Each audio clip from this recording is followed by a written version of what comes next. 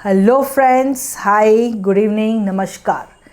तो last episode में doctor Debasree थी और उनके साथ हमने डिस्कस किया था मदरहुड की जर्नी के बारे में। सोसाइटी के द्वारा काफ़ी सहानुभूति मिलती है माताओं को, ऑफ कोर्स मदर्स को, बट एक फेडेड साइड होता है जो काफ़ी मेहनत करता है हर चीज़ में, हर पक्ष पे। वो है एक फादर, एक पिता का सपोर्ट सिस्टम। तो आज हम बात करना चाहेंगे अबाउट अ फादरहुड की जर्नी के बारे में। किस तरीके का स्ट्रेस सोसाइटी से लेबल्स मिलते हैं मेंस को। तो इस बारे में मैं काफ़ी समय से सोच रही थी आप लोगों के सामने वो पक्ष लाने के लिए। तो let's have some discussion about a father from a father. Let's have some words. And today we have Mr. Dipanshu, a banker by profession, very charming personality, and also my husband. Thanks for my lovely introduction, my wife. So, I am with you today and you have really described it well. अच्छे से आपने introduction दिया इस चीज़ का कि yes, there is something called as father also. तो उनका भी एक part होता है. So, it's a common journey. So, let us discuss about it. तो मिस्टर दीपांशु, सबसे पहले हम आपसे ये पूछना चाहते हैं that men have various stress by society, चाहे वो लेबल्स का हो जो उनको दिए जाता है, being a head of the family, to a good husband or a strong father। तो आपको क्या लगता है, हम आपकी राय जानना चाहते हैं कि शादी के पहले किस तरीके से पैम्पर्ड रखा जाता है लड़कों को, एंड सडन शादी के तुरंत ही बाद किस तरीके से उन पर जिम्मेदारियाँ गिर जाती हैं। सो पॉइंट तो बहुत वैलिड है that there is multiple stress जो कि एक बच्चे से होके एक मैन तक की जर्नी के बीच में फेस करना पड़ता है। But what I will say कि it's a part of life. I must say that everyone has to tolerate all kind of stress, tolerate, और कहते हैं सहने की क्षमता सब कुछ होनी चाहिए। और उसके बाद में मुझे ऐसा फील होता है, this my personal opinion, that being a father ना, it's a very beautiful stress. Because कहीं ना कहीं मुझे ऐसा लगता है कि ये स्ट्रेस हर कोई लेना चाहता है, क्योंकि ये स्ट्रेस जो है आपको दो चीज़ें सिखाता है। एक, yes, you are responsible, you start behaving like a responsible person बहुत अर्ली एज में, जब से आप अपने कैरियर को परस्यू करते हो, वो सारी चीज़ें करते हो। बट वो कहीं ना कहीं आपका एक सेट पैटर्न है जो चला आ रहा है समय के साथ, कि हाँ आपको अपना कैरियर बनाना है, कहीं जॉब करनी है, किसी को अपनी बिजनेस स्टार्ट करना है, XYZ चीज़ें।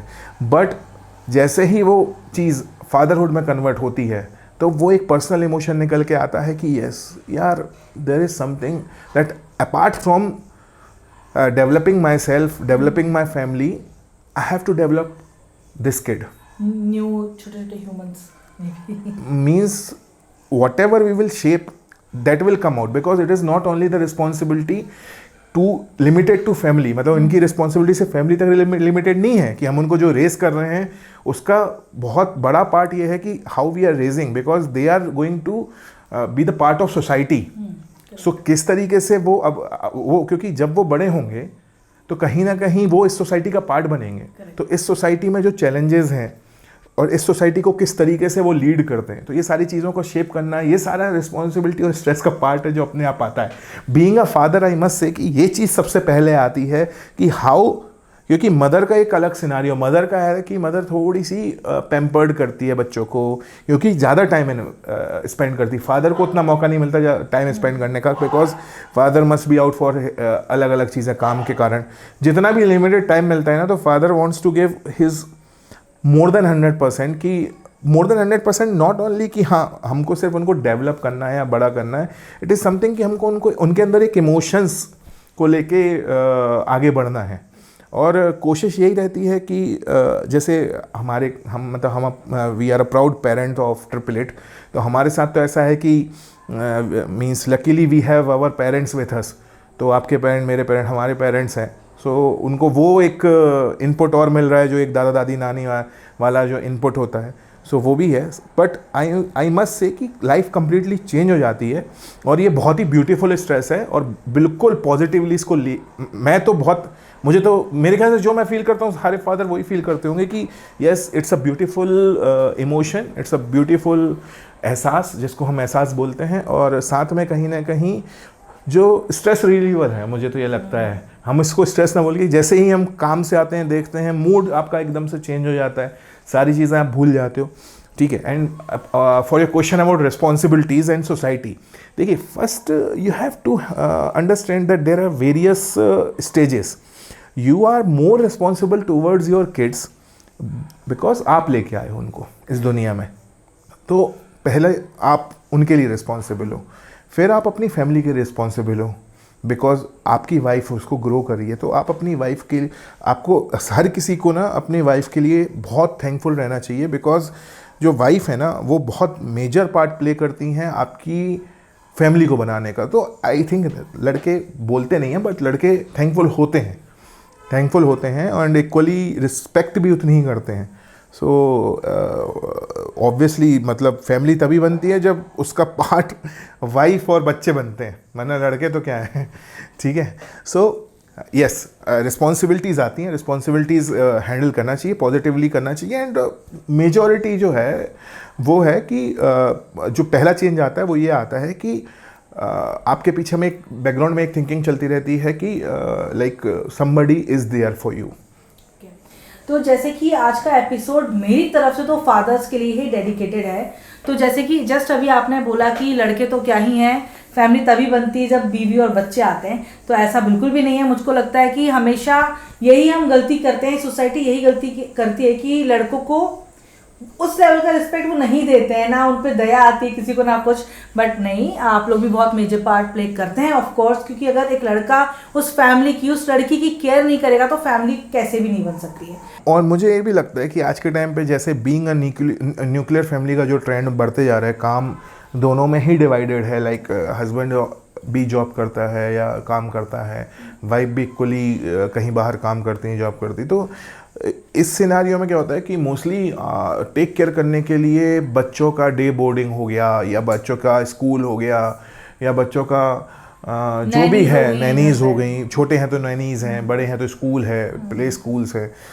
सो कहीं ना कहीं हम ये चीज़ों पे डाइवर्ट हो जाते हैं, मतलब it's a harsh truth but this is what we called as time management, ठीक है। But yes, it's a part. बट हमारे साथ ये है कि आप जब भी रहें बच्चों के साथ ना, आप फुल टाइम एंगेज रहें। Mobile is a biggest distraction जो मुझे लगता है आज के टाइम पे, कि आप स्क्रीन टाइम इतना ले लेते हो, बच्चे आपके खेल रहे होते हैं, आप उसको एंगेज करके भी, मैं आई एम नॉट सेइंग कि या आप जो भी हो आप बिजी रहते होगे, जो करते होगे, बट एक टाइम ऐसा होना चाहिए। बट आप सोचते हो कहीं ना कहीं कि मी टाइम, देखिए आपने मी टाइम बहुत गुजार लिया है, ये आपके लिए गोल्डन टाइम है। मी टाइम से बढ़ के गोल्डन टाइम है। मी टाइम आपका पिछले, मैं कहता हूँ मिनिमम 20 ईयर्स का तो कोई रहता ही है ना, 20-25 ईयर्स का, जब वो फादर बनता होगा तो आपने 25 ईयर्स मी टाइम गुजारा है। और ये जब बच्चे बड़े हो जाएंगे ना, दोबारा नहीं आएगा ये टाइम। ये सिर्फ आपके, आप यू आर फॉर्चुनेट कि आपको ये 2 साल 3 साल जो मिलते हैं ना, this is the most precious time. इसमें आपको मैक्सिमम इनपुट देना है, बिकॉज साइंस भी यही बोलता है कि 2 साल तक जो माइंड डेवलप होता है ना, it is the highest growing time होता है आपके ब्रेन का। सो उस समय आप जितनी exercise, and go for physical exercises, not go for any kind of like mobile games और इंडोर गेम्स। हाँ, मतलब go for different things, let them engage in the creative side. जैसे आई थिंक हमारे पेरेंट्स, आप ये room देखो ना, आप ये रूम देखो, आपको समझ में आएगा कि हम कितनी चीज़ों में एंगेज करने की कोशिश करते हैं, बट एंगेज साथ में होते हैं। That is the most important thing. So मैं तो यही बोलूँगा कि आपकी लाइफ अगर बहुत सारे पैरामीटर्स में डिवाइडेड है, 25 years for first being a man, I am saying 25 years for your career and your education, then next 25 years for your family का पूरा आपका जिम्मेदारी है कि फैमिली को ग्रो करने का। बट ये जो नेक्स्ट 24 ईयर्स के बीच का जो 3 साल का बच्चों का टाइम होता है ना, वो उनका ही टाइम होता है, आपको उनको ही देना है वो टाइम। उसके बाद आपको जो करना है आप करें, यू आर फ्री। बट मुझे तो ये लगता है it's a beautiful stress, everyone has to take it in a beautiful spirit. ये साथ में पॉटी भी साफ़ करनी चाहिए, साथ में नहलाना भी चाहिए, बिकॉज ये दोबारा लौट के तो आने वाला है नहीं ये टाइम। सो आप खुशी खुशी करेंगे तो अच्छा है। आई थिंक, मेरे को नहीं लगता कि किसी फादर के अंदर ये चीज़ आती होगी कि यार आई एम बिजी। तो दीप, जैसे कि आपने बताया कि फादरहुड क्या है बेसिकली, या एक फादर क्या फील करते हैं, तो थोड़ा हम आपकी स्टोरी के बारे में जानना चाहेंगे आपकी ज़ुबानी, बिकॉज मेरी तो ऐसी वीडियोस हैं हमारे पेज में। तो आपकी नज़रिए से हम जानना चाहेंगे कि किस तरीके से आपने आपकी वाइफ को यानी कि मुझको हैंडल किया था, क्योंकि एक लड़की का क्या नज़रिया होता है उस वक्त में जब लड़की के मिसकैरेजेस हो रहे हैं, ठीक है, तो एक काफ़ी नेचुरल प्रोसेस लगता है कि शादी हुई, बच्चा हुआ, ये तो कॉमन है, नॉर्मल है, ये होना ही है। बट सडन आपको पता चलता है कि यार ये तो कुछ गड़बड़ हो गई या ये नहीं हो पाया। एक सेकंड फेस आता है कि मिसकैरेजेस हो रहे हैं, मल्टीपल मिसकैरेजेस हो रहे हैं। तो उस टाइम पे बीइंग अ मैन अपनी वाइफ को कंसोल भी करना है, आपको संभालना भी है, वो डिप्रेशन में ना जाए उस चीज़ पे भी थोड़ा ध्यान देना है, एंड देन आगे के प्रोसीजर को भी ध्यान में रखना है, ऑफिस भी मेंटेन करना है। तो क्या फील किया आपने या आपकी क्या स्टोरी रही है, थोड़ा आप बताएं हमें। वैसे मैं बहुत शाय हूँ अपनी पर्सनल स्टोरी शेयर करने का, but I will definitely share here. So yes, it was a tough journey. So आप जो बोल रहे हो कि हम एक सैड पैटर्न पे जीते हैं कि हमको पता है this is going to be happen, ऐसा होगा, ऐसा होगा, ऐसा होगा, ऐसा होगा, पढ़ाई करनी है, जॉब करनी है, शादी करनी है, बच्चे हो जाएंगे, लाइफ जिएंगे। इसके बीच में जब भी आपके साथ में कोई टेस्टिंग टाइम होता है, वो ये मेरा पर्सनल टेक अवे है, मैं ऐसे लेता हूँ इसको कि वो कहीं ना कहीं एक एक्सपोजर है जो कि भगवान आपको दे रहा है, and you are the chosen one, जो कि आपको सिखा रहा है कि how you have to lead your life with this kind of challenges. Because कहीं ना कहीं जब तक आपकी लाइफ में चैलेंजेस नहीं आते हैं तो you never know how to face it. तो आपके साथ क्या हुआ था एंड किस तरीके से आप आगे बढ़े? एक्चुअली लाइक हम काफ़ी समय से साथ हैं, so we were like almost हम 15 ईयर्स से साथ में। So luckily God blessed us with a like you got pregnant in 2018 first time. So जब 2018 में आप पहली बार प्रेग्नेंट हुई, so it was like a dream come true for us, and हम लोग बहुत ही क्लाउड नाइन पे थे। And I love your enthusiasm और I always admire your creativity. तो वो सब हमारा स्टार्ट हो गया था, लाइक वी हैव स्टार्टेड कि कैसे ग्रो करेंगे एंड वी कैसे कैप्चर करेंगे। हम एवरी मंथ उस चीज़ का प्लान करते थे, ये करते थे, फ़ोटोज़ लेते थे, एंड मुझे इस जर्नी का पार्ट बनना था ऑलवेज। सो मैं आपको हर जगह, आई प्रेफर कि मैं आपको हर जगह, I just wanted to be the part of you in this journey. तो मैं हर डॉक्टर के अपॉइंटमेंट पे, हर स्कैन के अपॉइंटमेंट में, सब जगह मैं आपके साथ रहता था। सो इट इज़ नॉट कि मैं वो चीज़ इसलिए कर रहा था कि मेरे को आपके साथ खड़ा होना है, बट इसलिए कर रहा था कि मैं चाहता था कि मैं वो करूं, क्योंकि वो मैं उस जर्नी का पार्ट बनना चाहता था। सो जब पहली बार ऐसा हुआ और हम 5th मंथ तक तो काफ़ी अच्छा था, फिर सडनली वन पर्टिकुलर डे रात में थोड़ा सा अनफॉर्चुनेट हो गया आपके साथ में। नेक्स्ट डे वी थॉट कि रात में तो हमने कैसे सोचा कि ओके आई थिंक ऐसा होता होगा, वी डिस्कस्ड, पूछा सब लोगों से तो नॉर्मल लगा कि ठीक है। बट नेक्स्ट डे ऑनवर्ड्स थोड़ा सा चीज़ें सीरियस हो गई। सो it was something like, and the worst part is कि आपका एक एग्जाम था उस दिन। हाँ। तो मैं हॉस्पिटल के लिए निकली थी एंड दीपांशु को वो एग्जाम देने जाना ही था। तो उस टाइम पे आपकी क्या मेंटल स्टेटस था, आपने कैसे वो एग्जाम दिया, बिकॉज आप पास तो हो ही गए? नहीं, मैं आपको बताता हूँ, मतलब God is very kind to me कि उसने हमेशा मेरे साथ ऐसे चैलेंजेस दिए मुझे कि I was preparing for UPSC at that time 2018 के टाइम पे, एंड मेरा नेक्स्ट वीक ही एग्ज़ाम था यूपीएससी प्रीलिम्स का when it happen to us. So ठीक है, that is a part, but वो उससे ज़्यादा वो नहीं था। बात ये है कि जब हमको इस बारे में पता चला कि थिंग्स आर गेटिंग सीरियस, हम जब हॉस्पिटल पहुँचे, सो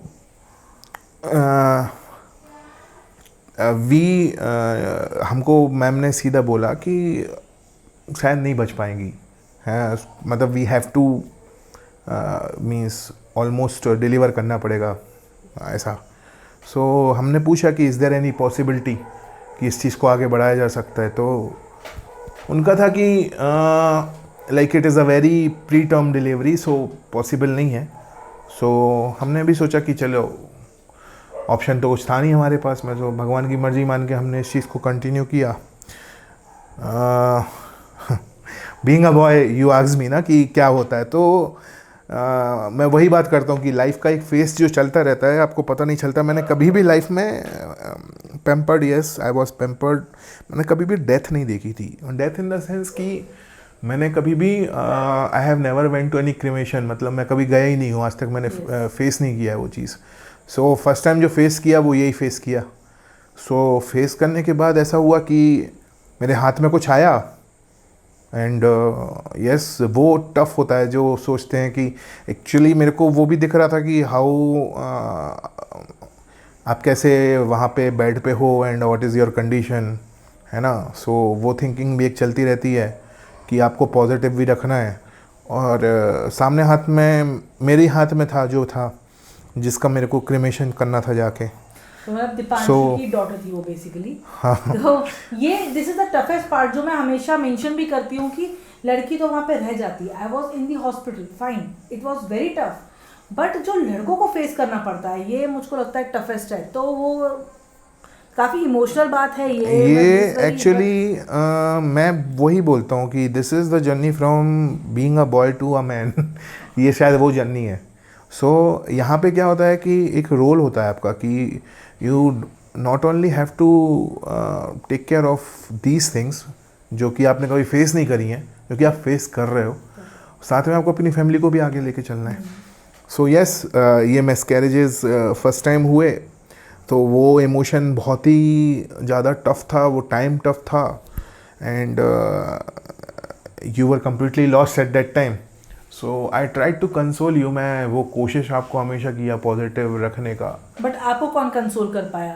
बिकॉज चलो लड़की के साथ तो सब कुछ थे, मेरे फादर थे, तुम थे, सब कोई थे, बट उस टाइम पे हु हैव कंसोल्ड यू? नहीं, या एक तुम्हारी इमेज या एक जो फादर की इमेज थी वो फेड हो गई थी क्योंकि आप फादर तो नहीं थे उस टाइम पे, तो किसी ने आपको उस तरीके से ट्रीट ही नहीं किया कि यार इसको भी दुख हुआ होगा, इसको भी एक सदमा कहना चाहिए लगा होगा। तो क्या ये सच है कि वो एक चीज़ फेड हो जाती है? देखिए वी आर ह्यूमंस, हमको एक चीज़ समझनी है कि हम ह्यूमन हैं। हम जिस भी चीज़ से लगाव करते हैं ना तो हम वो हमारे माइंड से अपने आप ग्रो हो जाती है वो चीज़। सो हमने अगर 6 महीने भी बिताए हैं, अगर वो पेट में ही भले क्यों ना बिताए हों, बट एक कनेक्शन है जो बन जाता है। और फिर जब वो आपके हाथ में आता है अच्छा, मतलब अगर आपके हाथ में ऐसा बेबी आ जाए तो इससे अच्छी ब्यूटीफुल कोई बात नहीं होती। बट जब वो चीज़ आपको दूसरी फेस करनी पड़ती है, वो भी ग्रोन अप किड, ऐसा भी नहीं कि चलो फर्स्ट 2 मंथ 3 मंथ वाला सिनारियो हो, 6 मंथ में एक अच्छा खासा लाइक अ डॉल, हाँ मतलब एक ग्रोथ हो जाती है। हाँ। बहुत अच्छा खासा वो जो जब ग्रोथ हो जाती है ना, तो उस ग्रोथ पीरियड में वो चीज़ आपके सामने दिखना, वो चीज़ आपको फेस करना थोड़ा सा टफ है। यस, कोई कंसोल नहीं करता, आपको खुद को कंसोल करना पड़ता है। बट यस, ऐसा नहीं है, यू हैव ऑल्सो, आप भी उसका पार्ट रहे हो, हम दोनों ने ही एक दूसरे को संभाला है। बट हाँ, कहीं ना कहीं मिस कैरेजेस को, इंडिया तो नहीं बोलूँगा, मिस कैरेजेस को बहुत ही कैजुअली लिया जाता है। मिस कैरेजेस मेरे को नहीं दिखा कि किसी ने भी, मतलब बहुत ही जनरल ले लिया जाता है मिस कैरेजेस को कि हाँ मिस कैरेज हो गया था। बट जहाँ तक देखा है मैंने, बेसिकली हाँ मतलब समझते नहीं, मतलब कि मेरे ख्याल से जितना किसी ग्रोन अप का डेथ पे जो इमोशन निकलते हैं, पेरेंट्स के साथ शायद इमोशन मिस कैरेजेस पे भी उसी लेवल पे होते हैं। और मैंने, देखिए मैं एक बात बताता हूँ, पॉजिटिव और नेगेटिव दोनों चीज़ें होती हैं। पॉजिटिव तो मैंने आपको बताया कि फैमिली के साथ, फैमिली आपको पॉजिटिव रखती है, आपको सॉल्यूशन देती है कि next time something good will happen, और डॉक्टर भी आपको बोलता है कि ठीक है यार there is some complication but next time हो सकता है कि ये चीज़ें अच्छी हो जाएं। बट मैं आपको बताता हूँ नेगेटिव साइड भी बहुत है। मैंने देखा है, मैंने इस सोसाइटी में ही देखा है कि ब्लेम सीधा लड़कियों पे कर दिया जाता है। मैंने ये भी देखा है कि how things will completely become very difficult for wife. उस समय क्या होता है ना, sorry for using this word, but toxic जो, and I am using it bluntly, toxic जो रिलेटिव होते हैं ना, दे विल, उस समय क्या होता है कि लड़के को वाइफ से कहीं ना कहीं अलग किया जाता है, लेबल दिया जाता है वाइफ को कि यार incompetent to do so, incompetent एक दिया जाता है। तो कहीं ना कहीं लड़के के दिमाग में भी वो चीज़, मैं ये नॉर्मली नहीं है बट जहाँ है उनकी बात कर रहा हूँ, लड़के के दिमाग में भी जहाँ ये चीज़ें दिलाई जाती हैं कि एक दोनों को सपोर्ट चाहिए था, दोनों को साथ रहना चाहिए, वो साथ ना होके ना लड़के को अलग कर दिया जाता है और लड़की को अकेला इस चीज़ का ट्रेडमार्क दिया जाता है कि you are compiled to do so, तुम्हारा काम है ये, तुमसे काम नहीं हुआ, यू आर इनकम्पिटेंट। तो ये जो है एक सोसाइटी का एक जो एक चेहरा है वो थोड़ा मेरे लिए डिफ़िकल्ट है। मैंने वो देखा है, मैंने हॉस्पिटल में, क्योंकि हम लोग इतने सारे मिसकैरेजेस केसेस भी देखे हॉस्पिटल में, हमने बात भी करी and I was there with you जब आप काफ़ी लोगों को मोटिवेट करती थी हॉस्पिटल में। तो मैंने ये चीज़ें देखी कि कैसे हस्बैंड नहीं करते। तो I advise all the husband to, आप ये समझिए कि आपकी जिम्मेदारी बनती है, it is a message from the God कि yes you have to be special, you have to be very strong, and आपको साथ में अपनी वाइफ के साथ खड़े रहना है इस स्टेज में। देखिए देना बच्चा एक ऐसा गिफ्ट है ना जो कि भगवान देता है, और अगर आपको नहीं दिया है ना तो इसका ये मतलब नहीं है कि आप में कोई कमी है या आप में कोई कमी है। इसका ये मतलब है कि जो भी ये प्रॉब्लम है उसका एक सॉल्यूशन है और आपको सॉल्यूशन पे फोकस करके आगे बढ़ना है।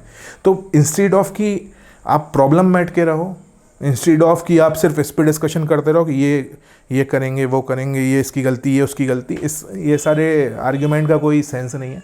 तो directly go to the solution.